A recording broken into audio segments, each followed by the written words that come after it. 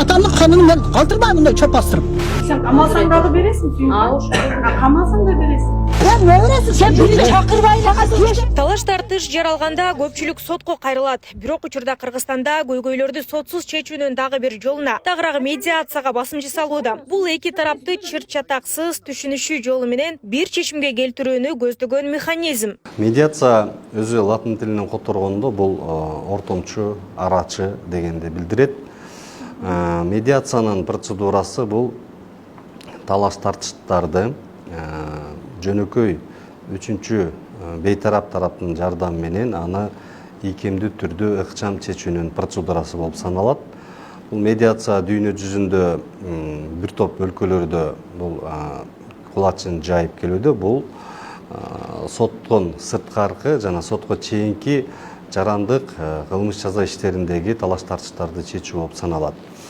Эми бул Кыргызстанга келсек, Кыргыз Республикасынын конституциясына ылайыктагы ошол адам укуктарын жана эркиндиктерин коргоодо Кыргыз Республикасы сотко чейинки жана соттон сырткаркы ушул процедураларды өркүндөтүүгө камсыз кылат деп дагы көрсөтүлгөн.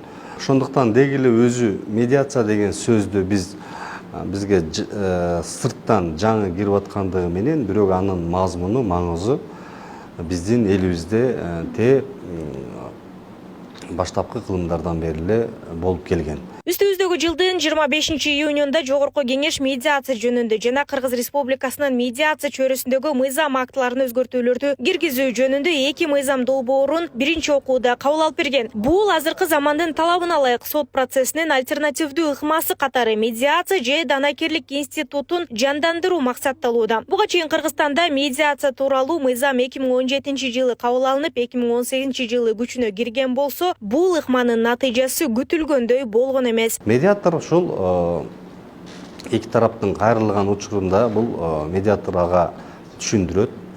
Биз азыр 20дан ашык долбоор боюнча иштерди берүү болуп атат. Бул ошол эле мүлктүк эмес, үй бүлөлүк маселелер, мурас укук маселелери, керектөөчүлөрдүн укуктары, эмгек укуктары, башкалар боюнча аларга түшүндүрүп, ортодон бир ийкемдүү чечимди кабыл алып, ошол жерге медиатор жана алар кол коет. Бул мындайча айтканда бат жана ыкчам бүтүшү керек болуп атат. Биздин жанагы улуттук кулк мүнөзүбүзгө дагы, салтыбызга дагы бул ылайык келет. Негизинен бул элдердин жанагы ооракерчиликкө соттошуп барып, баягы бир гана жолду көрүп турбастан, азыр альтернативалык ушу милдеттүү медиация жолу дагы бул жерде сунушталып жатат да. Бул мындайча айтканда жакшы жыйынтыктарга келет деген үмүттөбүз. Аталган реформанын алкагында белгилүү бир жарандык жана кылмыш иштери боюнча медиация милдеттүү сотко чейинки тартип болуп калат. Ага ылайык өлкөдө медиаторлор палатасы жана бирдиктүү реестри түзүлмөкчү. Ал эми медиатор болуу үчүн атайын окуу курсунан өтүп, күбөлүк алуу талап кылынат. Сөзсүз түрдө кыйынчылыктар, талаш тартыштар, түшүнбөстүктөр болушу мүмкүн, бирок биз Юстиция министрлиги ушул өзүбүздүн концепциялык пландарга ылайык биз маалымат кампанияларын жүргүзүү.